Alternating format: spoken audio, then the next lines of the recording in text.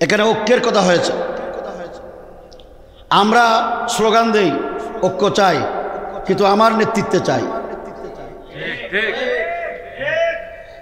যত কথাই স্লোগানেই দেই আমি দল বড়, আমি অমুক, আমার লোক বেশি, ঐক্য আমার নেতৃত্বে হতে হবে। আল্লামা আহমদ শফী রহমতুল্লাহ আলাই হেফাজতের ব্যানারে যে ঐক্য কায়েম করতে চেয়েছিলেন, এই ঐক্য যারা বিনষ্ট করেছে তাদের দ্বারা কোনোদিন তাদের নেতৃত্ব ঐক্য হতে পারে না। সবাইকে সমান, সবাইকে নিজের ত্যাগ, নিজের পথ, নিজের অস্তিত্ব বিলীন করে দিয়ে জাতির রাহবরি করার জন্য ঐক্যবদ্ধ হতে হবে। তার দৃষ্টান্ত হলো আফগানিস্তান। আফগানিস্তানের আজকে তালেবানরা 3 বছর ক্ষমতা অতিক্রম করেছে কিভাবে? হামিদ মীর আন্তর্জাতিক বিশ্লেষক, রাজনীতি বিশ্লেষক, কূটনৈতিক বিশ্লেষক পাকিস্তানের হামিদ মীর গত বছর আফগানিস্তানে গেলেন। হামিদ মীর নিজে সেকুলারপন্থী, ডানপন্থী নয়। পাকিস্তানের জিও টিভি জং করাচির পত্রিকার সহকারী সম্পাদক। তিনি আফগানিস্তানে গিয়ে 2টা দিক বের করেছেন তালেবানদের সফলতার দিক। 1 নম্বর হলো আফগানিস্তানে 17-18টা মুজাহিদিনদের গ্রুপ আছে, 6টা বড় গ্রুপ, বাকিগুলো ছোট গ্রুপ।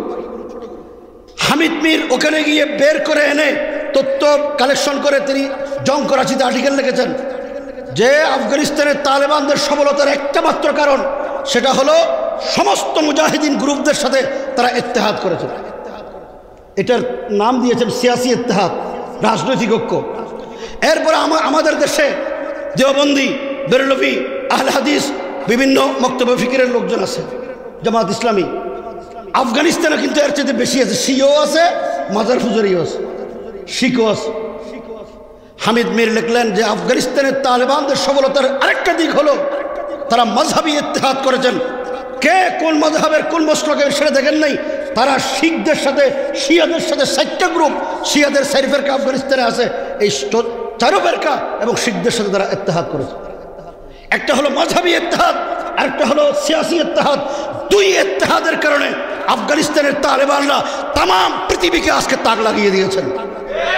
বাংলাদেশে আজকে যারা ইলেকশন করবেন, নির্বাচন করার জন্য যারা আমাদের উলামা ইকরাম ইত্তেহাদ হচ্ছেন, পরিষ্কার ভাষায় বলতে চাই, বৃহত্তর জনগোষ্ঠী আহলে হাদিস, বৃহত্তর জনগোষ্ঠী বেরলভি, বৃহত্তর জনগোষ্ঠী মওদুদি, বৃহত্তর জনগোষ্ঠী দেওবন্দি, এর 4টা গ্রুপ মাসলাকান, মাযহাবান, সিয়াসাতান যদি ইত্তেহাদ না হয়, বাংলাদেশে ইসলামী হুকুমত নিজেরা আমরা কারাগারি করব, ইসলামী হুকুমত কায়েম হবে না।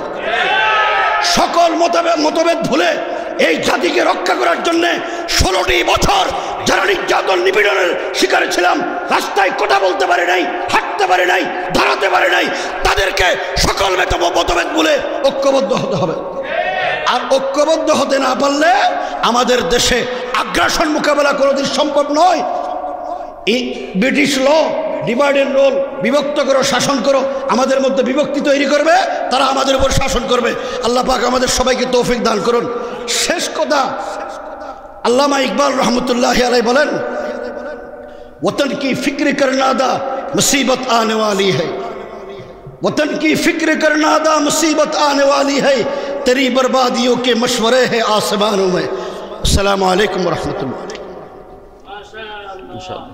সম্মানিত উপস্থিতি, আমরা আমাদের প্রোগ্রামের একবারে শেষ দিকে চলে আসছি। অত্যন্ত ধন্যবাদ যারা এই আয়োজন করেছেন। আল্লাহ আপনাদেরকে জাযায়ে খায়ের দান করুন। অত্যন্ত উর্বর জমি বাংলাদেশ, অত্যন্ত উর্বর। যদি আমরা যত শীঘ্রই আমরা বুঝতে পারবো, ততই কি আমাদের সৌভাগ্যের দ্বার খুলে যাবে। তা আপনাদের একটা ইতিহাসের দিকে আমি একটি ইঙ্গিত দিই, তা হচ্ছে উত্তরণের পথ। উম্মার কনসেপ্ট আল্লাহ দিয়ে দিয়েছে এবং উম্মার কল্যাণ কী হবে তাও আল্লাহ বলে দিয়েছে। কিন্তু দুঃখের বিষয়, গাছ যেমন মাটির সঙ্গে সম্পর্ক না থাকলে মাথায় পানি পৌঁছবে না, এমনি মারা যাবে। আমাদের অবস্থা তাই। আজ থেকে প্রায় 105 বছর পূর্বে 1920 সনের 8 জুন দেওবন্দের সূর্য সন্তান মাহমুদুল হাসান দেওবন্দি রাহিমাহুল্লাহ তাআলা শাইখুল হিন্দ, উনি মাল্টা থেকে মুক্ত হয়ে আসেন। ওনাকে কখন মুক্ত করে? যখন থেকে এই বুড়ো আর বাঁচবে না, এমন অত্যাচার করেছি আর বাঁচবে না। অতএব সে যদি বাড়িতে গিয়ে মরে তাহলে আমাদের উপরে ব্লেম আসবে না। আর যদি এই মালটা মারা যায় তাহলে পুরা ইন্ডিয়া আগুন লেগে যাবে। অতএব আমরা যা অত্যাচার করেছি উনি এমনি মারা যাবে, তো বাড়ি গিয়ে মারা যাক। উনি আসলেন, গান্ধী পান্ডি সব ছিলেন, মৌলানা আবুল কালাম আজাদ, বড় বড় সবাই ছিলেন, লক্ষ লক্ষের সমাগম। তো সকলেই তো ধারণা যে এই 3 বছরের অত্যাচার কত কাহিনী আমাদেরকে জানাবেন, বুঝাবেন, কিন্তু মাত্র 2টা কথা উনি বলেছিলেন। আজও দেখি 105 বছর আগের কথা আসলে কি আমরা ওটা মানতে পেরেছি? পেরে থাকি আলহামদুলিল্লাহ, না পেরে থাকি আত্মশ্লাঘা আসুক। কোথায় যাচ্ছি আমরা, কোথায় যাচ্ছি? ঢাকা, কালীগঞ্জ, নরসিংদী, নারায়ণগঞ্জ কি মিন করে 100% নন মুসলিম ছিল, 100% হিন্দু ছিল। কাদের বদৌলতে আজকে আলহামদুলিল্লাহ কোটি কোটি মুসলমান? কিভাবে আসছে ভাই? একটু চিন্তার বিষয়টি ইতিহাসের দিকে আমরা একটু লক্ষ্য করি। তো যা হোক, উনি যা বলেছিলেন, উনি যে 2টা কথা, তাহলে সে বোম্বে নেমে উনি বলছিলেন ইস কওমকে জবু হালিকি 2 ওয়াজাহ। এই 3 বছর অত্যাচারে নির্বাচন নিপড়ে আমি খুব কাছ থেকে ইংরেজদের এই সাদা চামড়া কুত্তা বলতেন উনি, সাদা চামড়া কুত্তা। এরা যে অত্যাচারটা করতেছে তার 2টা কারণ। এক তো हम कुरान को छोड़ दिया, दूसरा आपस में इख्तिलाफात। उन्हें मायानास सगरेत तकी साहब बाबा मुफ्ती शफी रहमतुल्लाह ताला उन्हें के तहसीक बात असल में एक ही है, ये कुरान को छोड़ने की वजह से इख्तिलाफात है। তাজকে আমাদের সমাজে 105 বছর আগের ওনা যে বেদনা বিধর্যের কথাটা, ডন্ট মাইন্ড, আমি বয়স্কদের পড়াই, ইউনিভার্সিটি আমি ক্লাস নেই, মাস্টার্সে আমি ক্লাস নেই, আমি আলিফবা পড়াই, শুধু ওই কথাটাই করার জন্য। আমাদের 98% লোক আমাদের সমাজে কোরআন শরীফ পড়তে পারে না। কিভাবে ইসলাম কায়েম করি বলে? ডন্ট মাইন্ড, আপনি খুব কাছ থেকে, আপনার যারা ইমাম সাহেব আছেন একটু কাছ থেকে আপনি সার্ভে করেন, 98% লোক কোরআন শরীফ সহি পড়তে পারে না।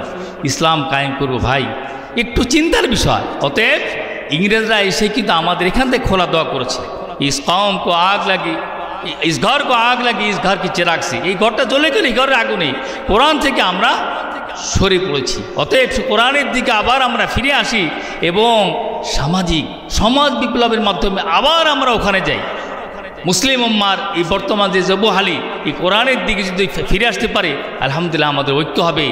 আর পার্বত্য অঞ্চলে যা কিছু আমিও গেছি বাইরে, যারা হয়েছে তাদেরকে আবার ফিরিয়ে আনা যায়, কারণ ঐক্য শক্তি তো আপনার কাছে আছে। যদি আমরা বোঝাতে পারি এদেরকে আবার আনা যায়, কেন আপনারা আগে আসলেন না? পার্বত্য অঞ্চলে আলহামদুলিল্লাহ ফিরে আসছে, অনেক ফিরে আসছে, আপনারা আগে কেন আসছেন না? এই জন্য আমরা যদি দায়িত্ব পালন করে প্রমোশন হয়, দায়িত্ব পালন না করে তার ডিমোশন হয়, সেই ডিমোশনের যুগ আমাদের। এই জন্যই রাজনৈতিক যে প্রসেস চলতেছে চলুক আমাদের, কিন্তু সামাজিক অবক্ষয় রোধের জন্য এই সেতু বন্ধন যদি আমরা করতে পারি ইনশাল্লাহ আশা করি সেই দিন আমরা দেখব হারা সম্বিত ফিরে পেতে বুকে তুমি আনো প্রিয় আবে হায়াত, জানি সিরাজা মনিরা তোমার রশ্মিতে জাগে শতকোটি প্রভাত, কান্ডারি তব সন্মুখেই পলাশী প্রান্তর, বাঙালি খুনে লাল হলো জিতা ক্লাইবের খন্দর, গঙ্গায় ডুবে চাহায় ভারতের দেবাগর, উদিবি সরবি আমাদের খুনি রাঙ্গিয়ে পুনর্বার, কোন যুগে? আমাদের পতন যুগে। আলহামদুলিল্লাহ এখন আমাদের উত্থান, অতএব উত্থানের যুগে কোরআনের সঙ্গে সম্পর্ক হয় ইনশাল্লাহ আমাদের ফিউচার অত্যন্ত সুন্দর। ওমা তৌফিক ইল্লা বিল্লাহ আলাইহি তাওয়াক্কালতু ওয়া ইলাইহি উনীব।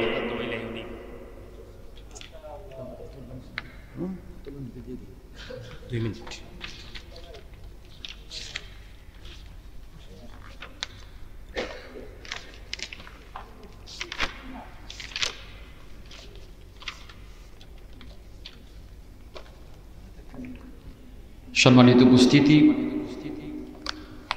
মরহুম পীর সাহেব মাওলানা গোলাম রহমান রহমতুল্লাহ আলাইহি ফাউন্ডেশনের উদ্যোগে আয়োজিত আজকের এই জাতীয় সেমিনারে এই পর্যায়ে মূল্যবান বক্তব্য পেশ করবেন কারা নির্যাতিত মাজলুম আলেমে দ্বীন হযরত মাওলানা আতাউল্লাহ আমিন, যুগ্ম মহাসচিব বাংলাদেশ খেলাফত মজলিস। এই পর্যায়ে আমাদের সামনে গুরুত্বপূর্ণ আলোচনা পেশ করছেন হযরত মাওলানা আতাউল্লাহ আমিন, যুগ্ম মহাসচিব বাংলাদেশ খেলাফত মজলিস।